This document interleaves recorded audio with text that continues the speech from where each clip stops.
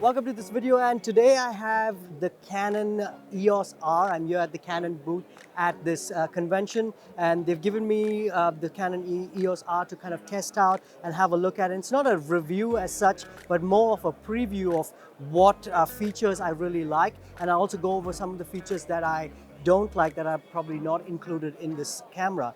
So why don't we start off with some of the features that I really like on the EOS R. Now obviously, as you know, this camera is aimed towards kind of vloggers, but also professional and mid-range people looking to go from a DSLR to a mirrorless body, which is a full frame.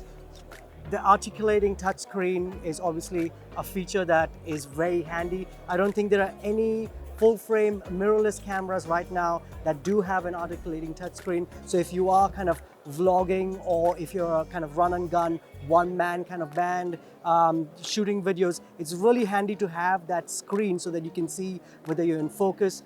You can compose your shot accordingly. So that's my first feature that I think is really key on the Canon EOS R.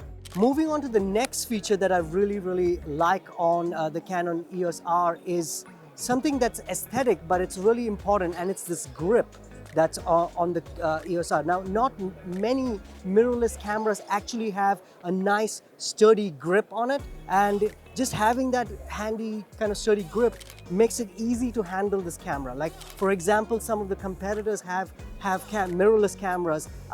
They have really tiny grips, and it's difficult to hold on to them, and you kind of have to put on like a grip or something of that sort to make it feel like you have a professional grade camera. Although the weight is something that's an issue, and people like lightweight. But if you think about it, right now, if you see my hand, all 4 fingers fit on it. But if I was using a competitor camera, you'd see that one of my fingers was hanging down. So that's a really good feature, and I like that Canon's kept that in the mirrorless range, as they also do in the DSLR cameras.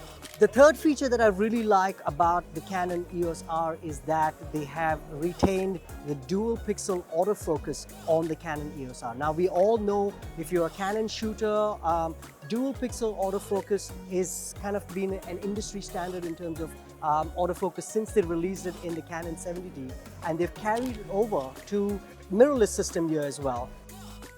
And they also have the dual pixel autofocus in 4K recording mode. So as compared to the 4K on the M50, which is the APS-C Canon mirrorless camera, it does not have dual pixel autofocus in 4K, but this one does definitely have that, and that's a very handy feature to have. The next really handy feature that I like on this is, I'll actually touch on 2 different features. One is they have a mic output and also a headphone jack output. Now, not many cameras actually have this feature, but it's nice to see that it's in there. And they also use the regular kind of I think it's LPE6N batteries, which are used in kind of your 60Ds, 70Ds, 80Ds, and also your 6D cameras, and some of the other cameras that Canon has. So it's easy if you're kind of migrating from a DSLR that already has these batteries. It's easy for you to have multiple of these, and it's compatible with the EOS R as well.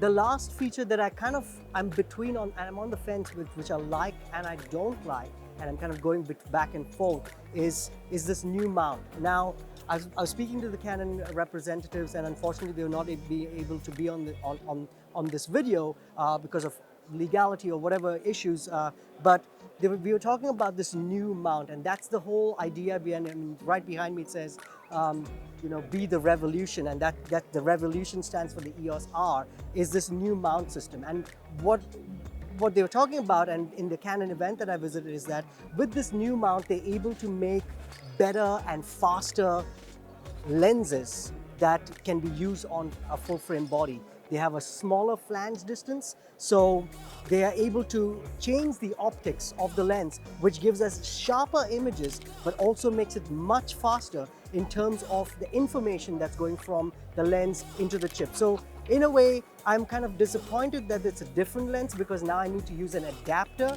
which is kind of a plus point to use EF lenses. But at the same time, the future of Canon with this new mount is quite interesting, because it gives us an opportunity to get products which are much better in terms of lenses that can be used with a mirrorless body like this.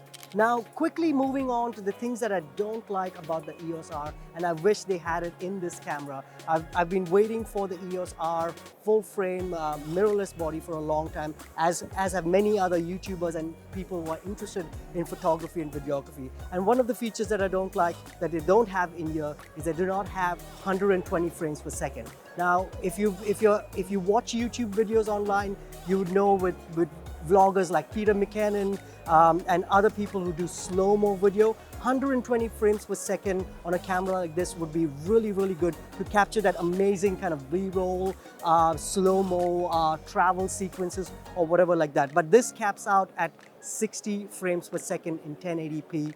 And on 4K, I think it's only 24 or 30 frames per second. So it would have been a great addition to have that in this range, but apparently they're going to release that in another camera. The second thing that I don't really like on the Canon camera is only one card slot. Now, if this is being kind of marketed to kind of mid-tier to professional level, people wanting to upgrade from, you know, a smaller APS-C body to a mirrorless camera, it would be nice to have two card slots in here, like some of the competitors like Sony and Olympus have on their cameras.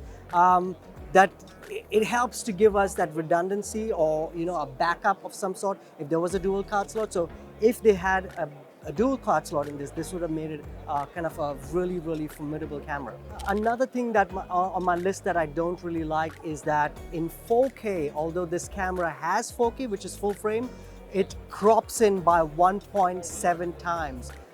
Which is quite a bummer, because if you're trying to use, say, a 24 to 105 lens, your 24 is going to crop in almost beyond, you know, maybe even 35 mm. I'm not sure the exact math behind it, but that is quite difficult. So you would need to use really wide lenses if you're trying to use 4K, and then you lose capabilities like trying to use lenses with a lower f-stop like a 1.4, because there are not too many wide lenses out there that have that kind of capacity. And right now we're shooting kind of on a 1.8 aperture, which gives you the nice blurry background, and it'll be really difficult to do that with the Canon EOS R in 4K. And the last point that I don't really like on the Canon EOS R is that the mode dials. I mean, I know they're giving it a full kind of brand refresh, brand new refresh, I mean, with this new release, like this little toggle wheel and the screen on the top, but there are limited mode dials, and the tactile feel that you get when you're trying to use kind of a full frame camera, especially if you're coming from like a 1DX Mark II or a 5D Mark IV, there are a lot of more mode dials like wheels that you can adjust things on the fly.